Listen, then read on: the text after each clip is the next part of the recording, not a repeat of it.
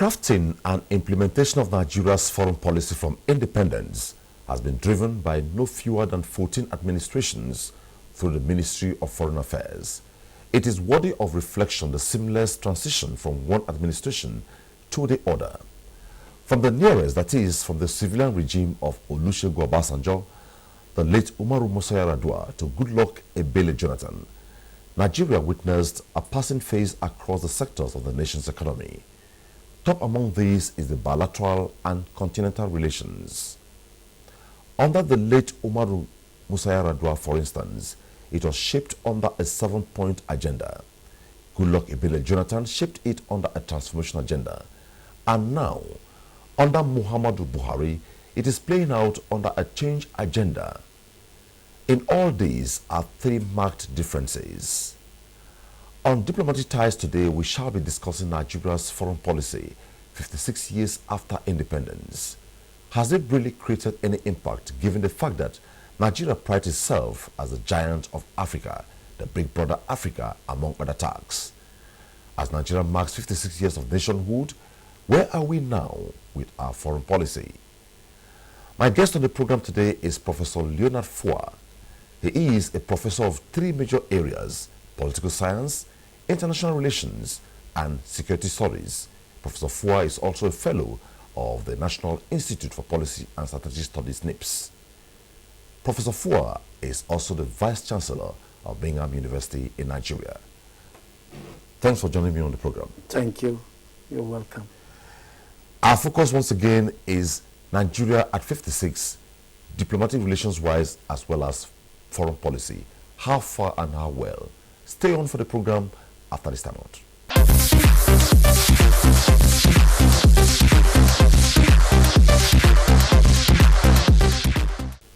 This journey took off with the amalgamation in 1914 by Lord Lugard. We built on from the first year, moving on to the 10th year. We hit 25 years. And even at 25, people were like, we are there. Some opinion polls say we are not yet there. We moved on to 50 years. The same opinion, crisscrossing the landscape of Nigeria, talking about Nigeria is there, Nigeria is not there. Now we're talking about 56 years of nationhood. Comparatively, assessment-wise, foreign relations with other climes of the world, developed, undeveloped, Asia, US, Russia, name it, France, where are we? Thank you very much. The descriptions are very difficult to assess. Basically, our story is that of the good, the bad, and the ugly. We have canvassed through these years in pain. We had it from the beginning as if it were going to be rosy and good for us. We crafted our foreign policy in such a manner that we want to place ourselves at the heart of Africa. They say foreign policy, Africa the centerpiece of our foreign policy.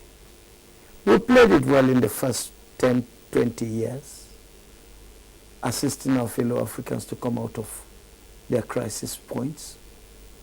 We did well in assisting them to get independence out, decolonization processes. We joined the non-aligned movement. We created avenues for regional organizations to come into fruition, like the OAU, the ECOWAS, and what have you today. We even go to put things like the NEPAD and so forth, peer review mechanism for Africa.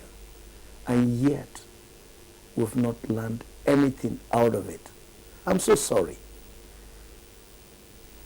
It's like a father who gave birth to a child and left the child to toil around. But has that diminished our giant status in Africa? Honestly, the giant status that we keep saying in Africa is just within Nigeria. I've not seen it out there. But can we do something differently? We can do something differently. So what's the way forward, if I may ask? let's be sincere about our country. Our leaders are well educated.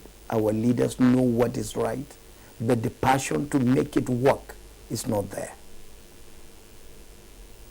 From the first administration to the second to the third today to the fourth, you see a lot of lapses.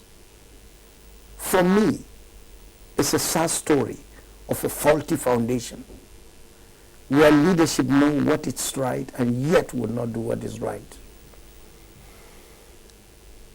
But from your perspective as a professor of international relations, a professor of political science, have you made efforts to churn out these ideas across to those in authority, across the climes I've highlighted in my opening? We have made concerted efforts. And as you said, I'm a fellow of the National Institute. We have trained leaders. I happen to have trained 12 or 13 sets from 2002 to 2013. Talking about leadership, talking about foreign policy direction. You can't take Africa as a centerpiece of your foreign policy. Yes, we started from the beginning, trying because we saw the magnitude of the problems in Africa. But we have not been privileged to sit down and look at what we're looking for. But on the flip side, I tend to differ from you, or a lot of persons listening to you want to differ, because the question clearly is, if you go to AU, Nigeria is still very domineering. If you go to ECOWAS, Nigeria is still very domineering. And if you go to the UN, thank God, the United Nations 71st General Assembly. Is that what you're looking for? I'm coming. And they see Nigeria as the trailblazer all of the times. That's where I'm coming from. So 56 years after independence. Yes, we've been seen in that light. Are we still the leading light? We may be the leading light because some people are basking under the idea that we're great, that we're a big brother. But as a Nigerian, do you agree with that? Let me tell you the truth. Okay. People thrive on what we do for them. We give them what they need. We fight for them. We work for them. But we have not put our house in order. We have not really articulated every foreign policy is to protect, to defend, and also to provide the needed relationship with other countries vis-a-vis the teeming population of Nigeria. We started with a very low population of about 70 in 25 years ago. Today we are talking about 170 million people. And yet we are very underdeveloped. We are poverty-ridden. We have not articulated our economic growth pattern.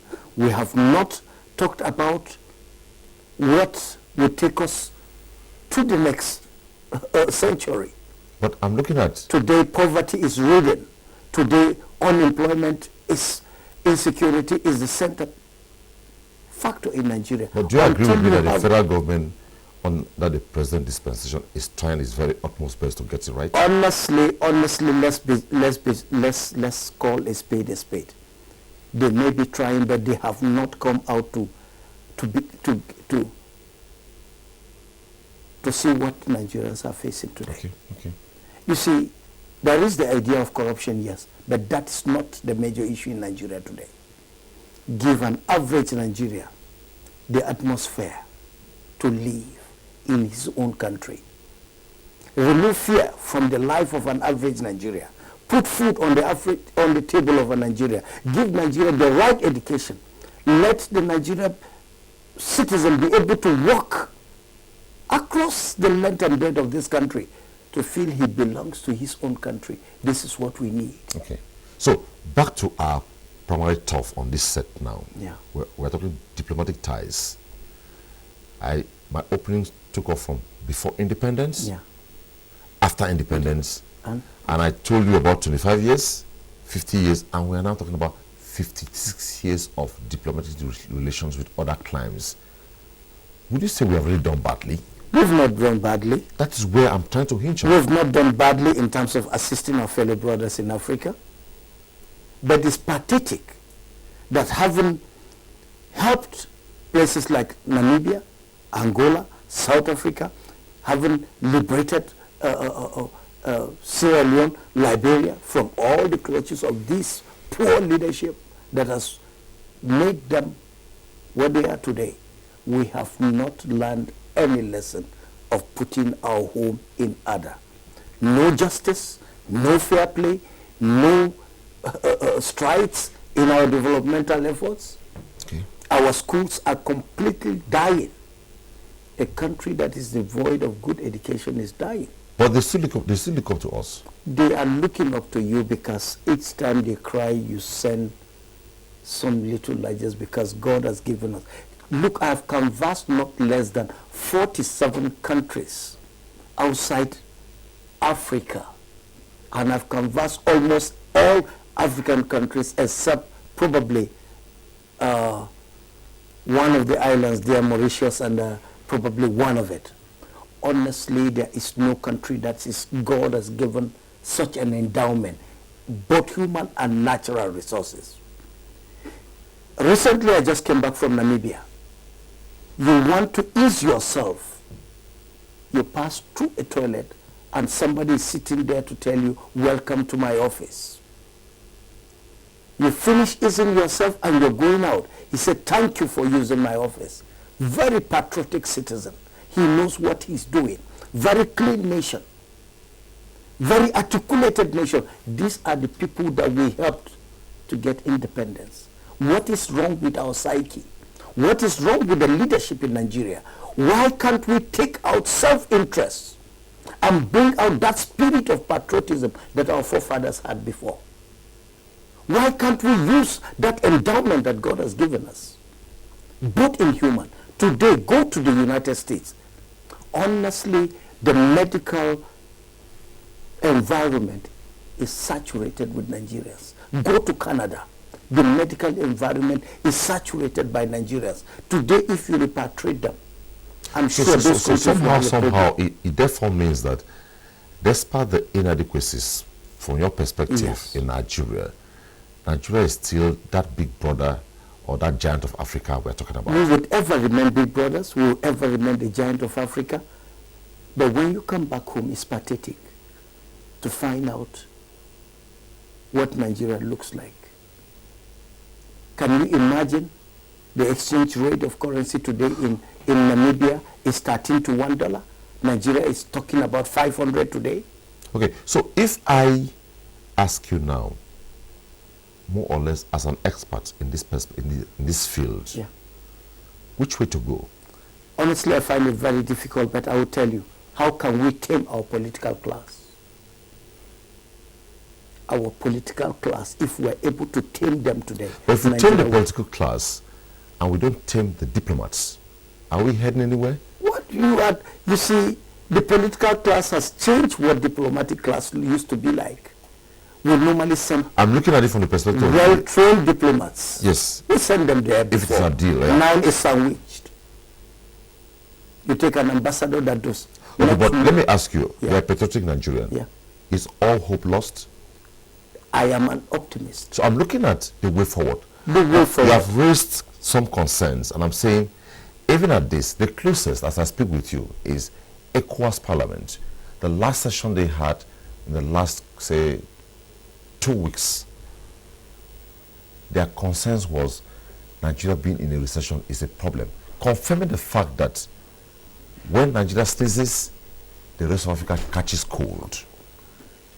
So, beyond the fact that the inadequacies are there, how can we get it right? I'm looking for solutions from you as an expert. Honestly, let the government of Nigeria today honestly sit down. Go back to the drawing board. Get experts in every area that we need. Today, we need to fix our economy.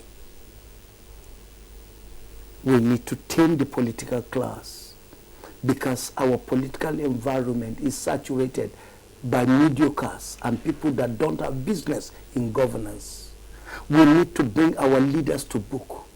Every leader must take responsibility When I talk about leadership from every little aspect that God has given you in this country to lead, for instance, I'm a vice chancellor. I should ensure quality assurance in the university where I lead. When we talk about leadership, we are not just talking about the head, the president there. In every arm of this government, we have leadership that will champion the cause of making this country a good place. Today, leadership has failed us in this country, whether we like it or not. Self-interest, greed, tribalism, religious sentimentalism. These are things that country has thrown behind. In this global era, people are talking about making it work for their people, putting meals on their table, making their institutions more robust, making their educational system more acceptable, making their economy more stronger, making their currency look. I don't know why leadership should close their eyes and see Nigerian naira devaluate itself to 500 today. So in all and this, the pound today does not even have a price. You need to just see somebody with a pound and negotiate. So will you say that in all this, there's no foreign policy direction in Nigeria? Honestly, there's no foreign policy direction. But we are literally begging at the beginning of this regime. I'm not casting aspersion. I'm not a politician. And I don't want to be one. But you're an international expert. Yes, I'm an expert. Yes. That's why I'm saying today, let me tell you the truth today. Leadership must take responsibility in this country. If we have to get out of this, appointments, you must have to put the right person in the right place. Remove this idea of my cousin, my nephew, my brother. Remove this idea of I come from the north or from the south or from the north central or from the northeast. I'm from the northeast. I'm hardly beaten today that Adamawa State, where I come from, I cry every day I go there. We have never been lucky to have one person that will lead that environment. Okay, let's just go into the issue. We're talking about Nigeria at 56. Nigeria at 56, yes. How well, how far, relations-wise with other climes of the world? Because take it or leave it, with all what you have said, Nigeria is still the biggest bride in the world. I would not argue this. The biggest climes are still looking for Nigeria. Look. They are falling head over heels for Nigeria. If you look That is where we are coming from. If you examine what I said, we have the people, we have the land, we have the resources. And whatever you're looking for in the face of this earth, is it power? Is it land? Is it resources? We have it here. And everybody must look to us. We would still maintain where we are. But honestly, are we satisfied with the acronym? Are we satisfied that we are just called big brothers, that we are called the giant of Africa, and when you come in home here, you can't even close your eyes to sleep? In the first 25 years of this country, we had it better. Should our yesterday be better than our tomorrow?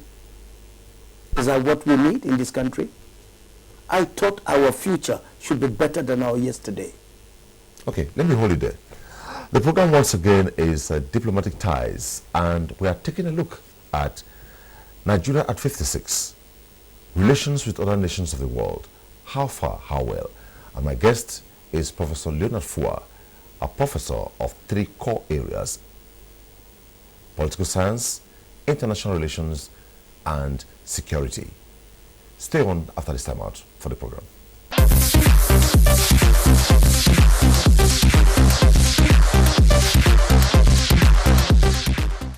In all this, a couple of weeks ago, I had the Minister of Foreign Affairs on Diplomatic Ties, and the picture he gave was hope, greener light in future, all things being equal.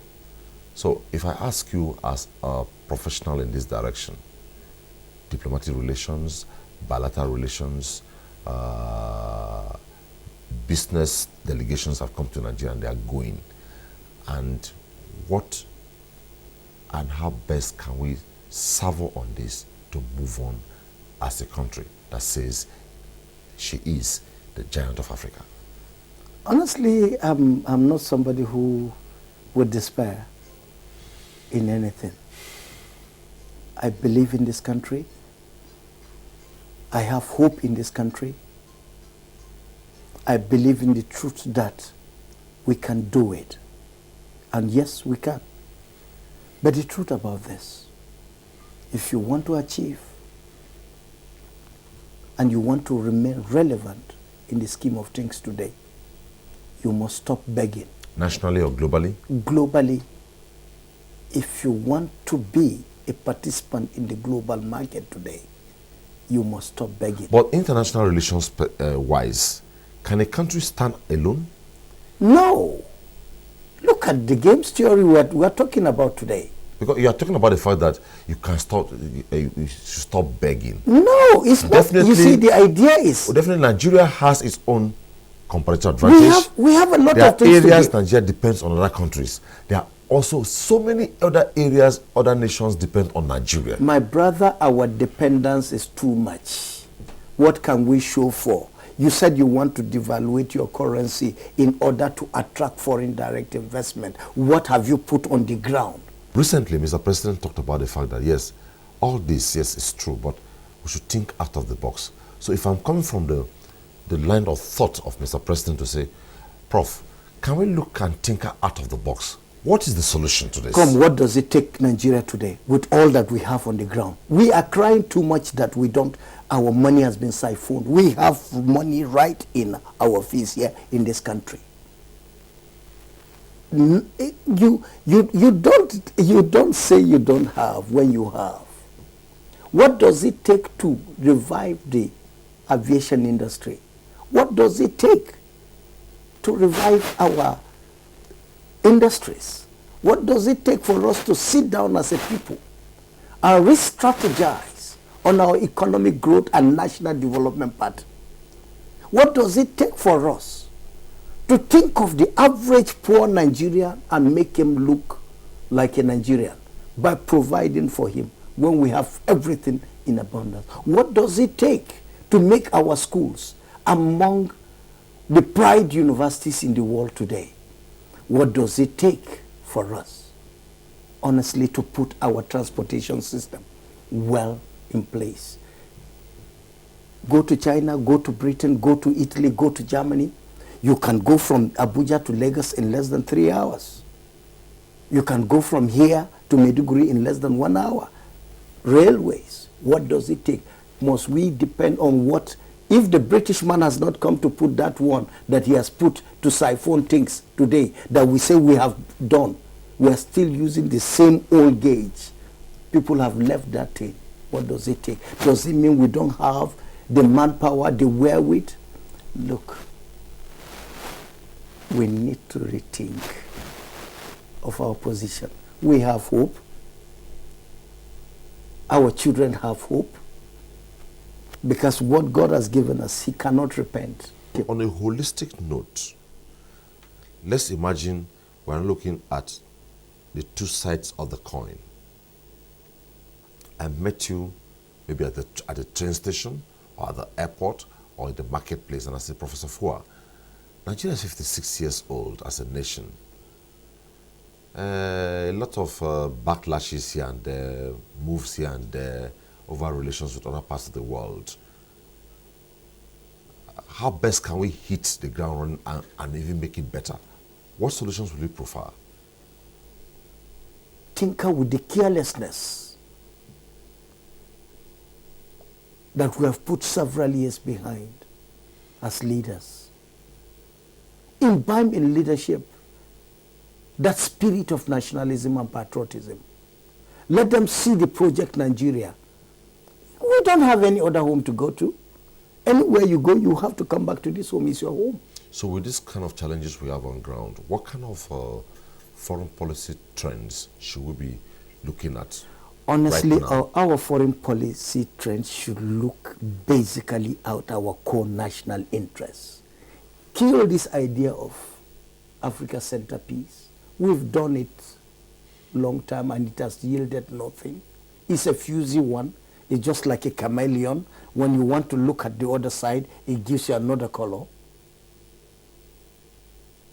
Focus back home. What do we need in Nigeria? What is our interest? Where do we want to go as a people? Singapore, we started together. Malaysia, we started together. India, we started together.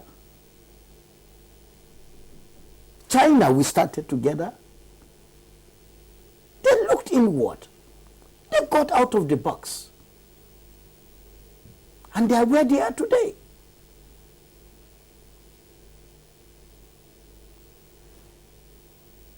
Nigerians are wonderful people. So Nigerians are peace-loving. Nigerians are enterprising. But leadership has reduced them.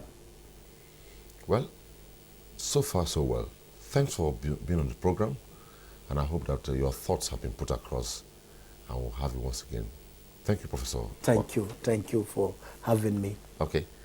That wraps up the program today, Diplomatic Ties, and today we took a look at Nigeria at 56, how well, how far regarding its foreign policy and also relations with other climes of the world. My guest, as I said, is a professor of political science, professor of international relations, and a professor of security studies. You got his thoughts and the way forward for Nigeria. We also touched on the 71st session of UN General Assembly, the position of Nigeria. He assessed it and the way to go. That's about it on the program today. Thanks for being there, and make time to be our guest, same time, same station next week. For now, bye-bye.